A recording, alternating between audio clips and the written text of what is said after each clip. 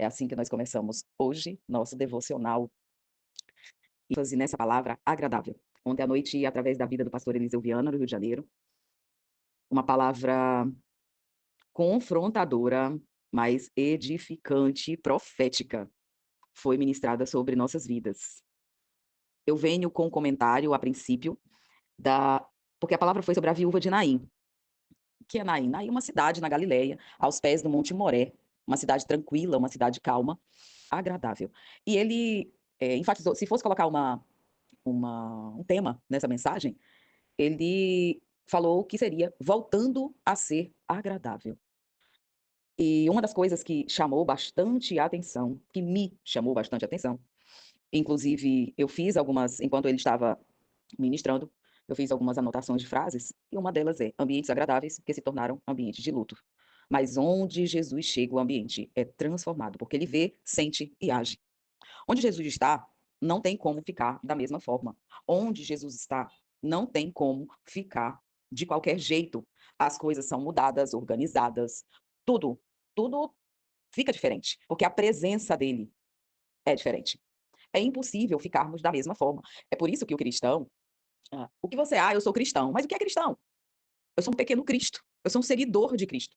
Lembro, e em alguns áudios de devocional, eu sempre trago à memória que lá em Gênesis está escrito: façamos o homem à nossa imagem e à nossa semelhança. E nós carregamos uma responsabilidade muito grande de sermos imagem e semelhança do Senhor. Fomos criados à imagem e semelhança do Senhor. Isso te alegra ou te preocupa? Vamos trabalhar com isso agora. Se vocês puderem abrir suas Bíblias em Gênesis, bora para Gênesis de novo, 41. Vamos começar com o versículo 12 até a parte A do 14, que fala assim: achava-se conosco um jovem hebreu, servo do comandante da guarda, contamos-lhes os nossos sonhos, e ele os interpretou, a cada um segundo o seu sonho. E como nos interpretou a si mesmo, se deu. Eu fui restituído ao meu cargo, e o outro foi enforcado. Então Faraó mandou chamar a José. Vamos para o versículo 37 até o 39. O conselho foi agradável. Olha a palavra agradável, que eu falei que ia ter ênfase, a Faraó e a todos os seus oficiais. Disse Faraó aos seus oficiais: acharíamos, porventura, homem como este, em quem há o Espírito de Deus? Depois disse Faraó a José: visto que Deus te fez saber tudo isto, ninguém há tão ajuizado e sábio como tu. A José, ele teria todos os motivos para que fosse uma pessoa desagradável, amargurada, rixosa, reclamona, enlutada. Meu Deus, vários predicados. Mas José decidiu ser uma pessoa agradável. José foi jogado em um poço, foi tirado de lá, foi vendido, foi colocado dentro de uma casa. Dentro dessa casa, ele sendo escravo, o que ele fez? Fez todo o planejamento e organização daquela casa. José decidiu ser agradável. Mas ali naquela mesma casa, uma mulher ficava como goteira na vida de José.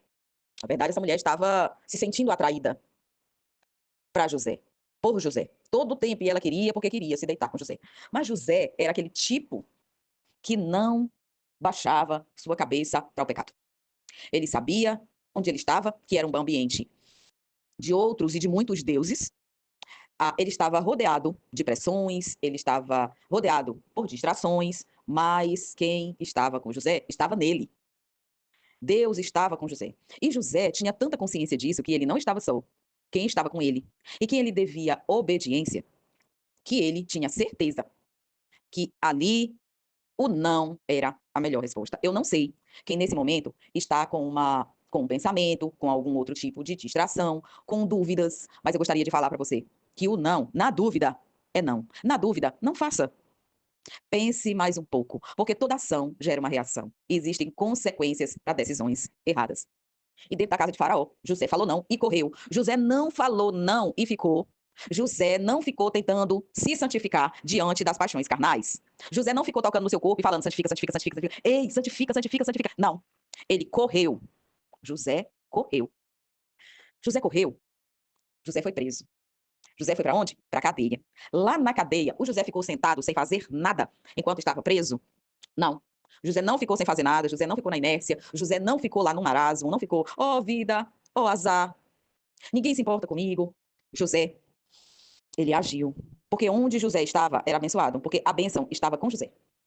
Deus estava com José. E até a chave da prisão foi entregue nas mãos de José. E ali mesmo, naquele cativeiro que ele estava, veio dois homens. Dois homens que estavam sendo acusados de algo que supostamente não tinham feito. Naquele momento, José poderia dizer: eu que vou ajudar? Eu tô muito injustiçado. Não vou revelar nada. Jesus, eu vou vir aqui jejuar, vou orar, vou falar contigo, mas eu vou esperar meu momento. Eu não. Não, me deixa aqui, tá tudo organizado, tô varrendo, tô organizando, não tem preso fugido, ninguém tá mais fazendo graça, e eu vou ficar quieto, porque até o carcereiro lá tá confiando em mim. Isso eu tô conjecturando, tá? E nesse processo todo, quer saber? Eu vou ficar quieto. Mas não. José decidiu ser agradável. Agradável. Ver, sentir e agir. José ouviu, José interpretou e aconteceu. Só que lembraram de José logo depois disso? Não. Porque muitas vezes o que fazem pelas pessoas, eles se alegram sozinhos. Sozinhos.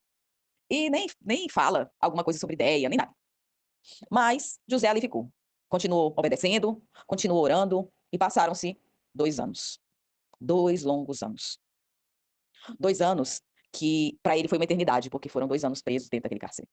2 anos sem conforto, sem comida boa, sem nada. Não tinha nada ali, a não ser atribuições para um escravo, para um encarcerado.